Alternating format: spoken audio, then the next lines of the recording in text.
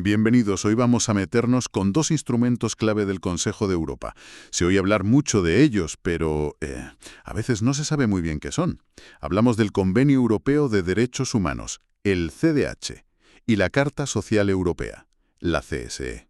Exacto. La idea hoy es entender qué son, qué protegen y sobre todo cómo se controla que los países miembros cumplan. Fundamental esto último. Y que quede claro desde ya. Estamos en el marco del Consejo de Europa, esa organización de 46 países, no la Unión Europea. Efectivamente, son cosas distintas, aunque a veces se confundan. Tienen herramientas diferentes para proteger derechos. Ok, pues vamos a desgranar esto. Empecemos por el, digamos, el más famoso, el Convenio Europeo de Derechos Humanos. El CDH. Eso es, nació en Roma, allá por 1950. Es como el gran tratado del Consejo de Europa para los derechos civiles y políticos. Correcto. Se centra en esas libertades básicas, ¿no? Derecho a la vida, prohibición de tortura, libertad de expresión, juicio justo. Sí, las libertades individuales frente al poder del Estado, fundamentalmente. Pero no se mete mucho en el detalle de derechos sociales o laborales más específicos. Eso vendrá después, ¿verdad? Cierto, su foco principal son los derechos civiles y políticos. Estos, digamos, suelen implicar que el Estado no haga, que se abstenga de interferir. Pero ojo, que tiene artículos potentísimos con un alcance muy amplio. El artículo 14, por ejemplo. El de la discriminación. Ese mismo. Prohíbe la discriminación en el disfrute de los derechos del convenio y lista motivos: sexo, raza, religión, origen. Pero la clave es cómo acaba. O cualquier otra situación. Eso de cualquier otra situación suena a que abre mucho la puerta, ¿no? Totalmente. Ha sido clave. Ha permitido al tribunal interpretar el convenio de forma dinámica, adaptándolo a nuevas realidades, a formas de discriminación que ni se imaginaban en 1950. Es como si el convenio respirase con los tiempos. Exacto. Demuestra su capacidad de adaptación. Y aquí es donde la cosa se pone, realmente interesante. ¿Cómo se vigila esto? ¿Quién controla que los estados cumplan? Pues ahí entra el Tribunal de Estrasburgo. El famoso TEC. Efectivamente, el Tribunal Europeo de Derechos Humanos. Es el brazo judicial del convenio. Su tarea principal es decidir si un Estado miembro ha violado el CDH. Y lo más potente es quién puede ir allí. ¿Quién? Cualquier persona, una ONG, un grupo de particulares, si consideran que han sido víctimas directas de una violación. Ostras. O sea, que un ciudadano puede llevar a su propio país ante un tribunal internacional. Eso es fuerte. Muy fuerte. Es una garantía muy importante. ¿Y qué pasa si el tribunal dice, sí, aquí se ha violado el convenio? Le da la razón a la persona. Pues que sus sentencias son vinculantes. Esto es crucial. ¿Obligatorias? Obligatorias. El Estado condenado tiene la obligación legal de tomar medidas. Puede ser una indemnización para la víctima, lo que llaman satisfacción equitativa. Pero también, y a veces es hasta más importante, puede obligar a cambiar leyes o prácticas administrativas para que no vuelva a ocurrir. Vaya. ¿Y quién vigila que el Estado cumpla la sentencia? De eso se encarga el Comité de Ministros del Consejo de Europa. Supervisa la ejecución. Entiendo. Entonces, aunque el CDH sea más de derechos civiles y políticos, la interpretación del tribunal ha acabado tocando temas sociales o laborales. Sin duda. A ver, no es su especialidad directa, pero muchos casos tienen una dimensión social clara. Piensa en casos sobre libertad sindical, por ejemplo, o discriminación en el trabajo por religión, por orientación sexual. Claro. O incluso condiciones en prisiones que afectan a la dignidad. Eso tiene un componente social enorme. La jurisprudencia del TEC ha ido enriqueciendo la protección en estos campos. Aunque también es verdad que ha mostrado lo difícil que es a veces conseguir una reparación completa y justa para la víctima en casos sociales complejos. Vale. O sea, el CED pone una base sólida para derechos civiles y políticos y tiene un control judicial fuerte con el TED. Pero quedaba el otro gran bloque de derechos, los sociales y económicos. ¿Cómo se abordó eso? Pues ahí es donde entra la Carta Social Europea, la CSE. La CSE, firmada en Turín en 1961 y luego revisada en el 96. Correcto. Es la respuesta específica del Consejo de Europa para proteger derechos como el trabajo, la seguridad social, la vivienda, la salud. Y estos son distintos por naturaleza, ¿no? Sí, aquí está lo fascinante. A menudo se les llama derechos de segunda o tercera generación. A diferencia de muchos del CDH que piden al Estado no interferir, estos suelen requerir una acción positiva. ¿Qué quieres decir con acción positiva? Pues que el Estado tiene que hacer cosas, crear sistemas de salud, promover el empleo, garantizar una vivienda digna. Son derechos de prestación, no solo de libertad. Y cubre un montón de áreas, por lo que veo. Muchísimas. Es un catálogo muy amplio, sobre todo después de la revisión del 96. Va desde el derecho a un trabajo digno, con condiciones justas, seguras, una remuneración suficiente, Ajá. hasta la protección de la salud, seguridad social, asistencia médica. También los derechos colectivos, sindicación, negociación colectiva. Importante eso. Y luego dedica atención especial a grupos concretos.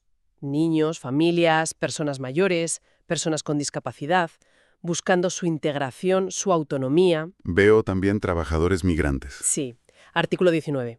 Busca trato no menos favorable en empleo, sindicación, alojamiento y facilitar la reagrupación familiar. Y hasta temas más modernos como la conciliación. Exacto, el artículo 27 sobre trabajadores con responsabilidades familiares. Medidas para que puedan acceder y permanecer en la vida activa, teniendo en cuenta sus necesidades, servicios de cuidado. Incluso la protección contra la pobreza y la exclusión social. Un abanico enorme. Pero he leído algo curioso, que los países no tienen que aceptar toda la carta de golpe al firmarla. ¿Es así? Correcto. Ese es un punto muy característico de la CSE y diferente al CDH. Funciona con un sistema que llaman a la carta. A la carta. Sí, los estados, cuando ratifican, eligen un número mínimo de artículos o apartados de la parte segunda que aceptan como obligatorios. Notifican al secretario general cuáles aceptan. Entiendo. ¿Y por qué esa flexibilidad? Pues refleja un poco la realidad política y económica. Garantizar plenamente todos estos derechos sociales requiere recursos, políticas activas. Es un enfoque más progresivo. Permite a los estados ir asumiendo compromisos según sus posibilidades. Vale, tiene sentido. Un catálogo muy amplio, compromiso flexible. Pero aquí viene la gran pregunta. Si no hay un tribunal tipo TDH para la Carta Social, ¿cómo se controla que los países cumplan? Suena menos contundente. Es un sistema distinto, sí. No es judicial en sentido estricto. Se basa más en el control por expertos y, digamos, la presión colectiva o política. Hay dos mecanismos principales. El primero, el original, es el sistema de informes. Informes periódicos. Suena un poco burocrático, ¿no? ¿De verdad funciona? Bueno, es un proceso. Los estados tienen que enviar informes cada cierto tiempo explicando cómo aplican las partes de la carta que han aceptado. Pero lo interesante no es solo el informe del gobierno. Ah, no. No. Se envían copias a los sindicatos y a las patronales del país, y también a ONGs importantes que trabajen en esos temas. Anda. ¿Y qué hacen ellos? Pueden presentar sus propias observaciones, decir, oiga, el gobierno cuenta esto, pero nosotros vemos esta otra realidad en la calle, en las empresas. Ah, eso le da un contrapunto interesante.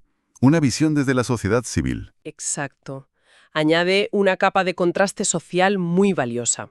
¿Y quién evalúa todo eso? ¿Los informes del gobierno? ¿Las observaciones de sindicatos y ONGs?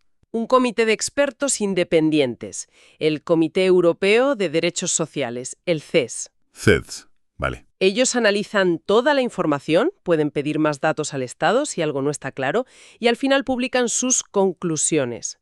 En esas conclusiones dicen país por país y artículo por artículo aceptado, si la situación cumple con la carta o no. Pero no son sentencias como las del TED. No, no son sentencias judiciales. No obligan legalmente de la misma manera, pero sí tienen peso político. Una conclusión negativa del CEDS puede generar presión pública, debate parlamentario, puede avergonzar al gobierno y empujarle a mejorar. Entiendo. Es un control más basado en la evaluación experta y la presión política o reputacional. Y había un segundo mecanismo. Sí, el sistema de reclamaciones colectivas se introdujo después con un protocolo adicional. ¿Y este es más fuerte? Bueno, refuerza un poco la supervisión. Permite que ciertas organizaciones presenten una reclamación directamente ante el CEDES. ¿Qué organizaciones? Sindicatos europeos e internacionales, ciertas ONGs con estatus consultivo en el Consejo de Europa y también sindicatos y patronales nacionales del país en cuestión. Si consideran que un Estado no está aplicando bien la Carta, pueden presentar una reclamación. Pero individuos no. Yo no podría ir al CEDES si creo que mi derecho a la vivienda no se cumple. No, esa es una diferencia fundamental con el TDH. Las reclamaciones colectivas son para organizaciones, no para demandas individuales. Entendido. ¿Y todos los países que tienen la Carta aceptan este sistema de reclamaciones? No, esa es otra limitación importante. Solo se aplica a los estados que han ratificado específicamente ese protocolo adicional sobre reclamaciones colectivas. O sea que no todos los que firmaron la Carta están sujetos a este control extra. Exacto. Hay que comprobar qué estados lo han ratificado. De acuerdo. Entonces, a ver si lo resumo bien. Dentro del mismo Consejo de Europa tenemos dos sistemas de protección de derechos con filosofías de control muy distintas. Eso es. Por un lado, el CDH, para derechos civiles y políticos, con un control judicial fuerte, individualizado, a través del TEC y sus sentencias vinculantes. Ujú. Y por otro, la CSE, para derechos sociales y económicos, con un control más colectivo basado en informes periódicos, evaluación de expertos, el SETS, y para algunos países, reclamaciones de organizaciones. Perfectamente resumido, son complementarios. El CDH busca la reparación de una violación concreta sufrida por un individuo con una sentencia directa. La CSE mira más el panorama general, la conformidad de las políticas sociales de un Estado a lo largo del tiempo. Utiliza la evaluación experta y la presión colectiva para impulsar mejoras más sistémicas. Entonces, todo esto, ¿qué significa para la gente de a pie en los países miembros? ¿Por qué nos debería importar conocer estos dos instrumentos, el CDH y la CSE? Pues significa que, más allá de lo que diga la Unión Europea o la Constitución de cada país, existen unos estándares mínimos para toda Europa, bueno, para los 46 miembros del Consejo, sobre una gama amplísima de derechos. Tanto civiles como sociales. Exacto. Y entender cómo funcionan el TDH y el CEDES nos ayuda a leer las noticias con otros ojos. Cuando oímos que Estrasburgo condena a España o a Francia o a quien sea, sabemos qué tribunal es, qué tipo de derechos protege y qué implica esa condena. Claro. Y si leemos un informe crítico del CEDES sobre, no sé, la protección del desempleo o el acceso a la vivienda en un país, entendemos que se está evaluando conforme a unos estándares europeos definidos en la Carta Social. Son herramientas. Con distinta fuerza, distinto alcance, sí, pero herramientas, al fin y al cabo, para defender y promover los derechos humanos en toda Europa. Queda claro. Resumiendo mucho. CDH, Derechos Civiles y Políticos, juez TDH. CDS, Derechos Sociales y Económicos, evaluador CEDES con informes y a veces reclamaciones colectivas. Las dos caras de la moneda de la protección de derechos en el Consejo de Europa.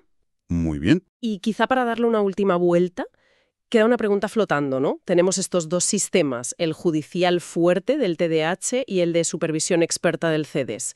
Más allá de que existan en el papel, ¿cuál es su impacto real en la vida de la gente? ¿Hasta qué punto consiguen transformar de verdad las políticas y las prácticas en los países? Buena pregunta. ¿Es suficiente un sistema de informes y reclamaciones solo colectivas para derechos tan básicos como la salud, la vivienda, el trabajo digno? ¿O necesitarían quizá algo más parecido a la fuerza de un tribunal para ser realmente efectivos? Y, por supuesto, ¿cómo encaja todo esto del Consejo de Europa con lo que hace la Unión Europea, que cada vez legisla más en lo social? ¿Y con los propios tribunales de cada país? La arquitectura de protección de derechos en Europa es compleja, está viva y siempre cambiando. Pues con esa reflexión sobre la efectividad real y cómo interactúan todos estos sistemas nos quedamos. Muchísimas gracias por este análisis tan detallado. Gracias a ti.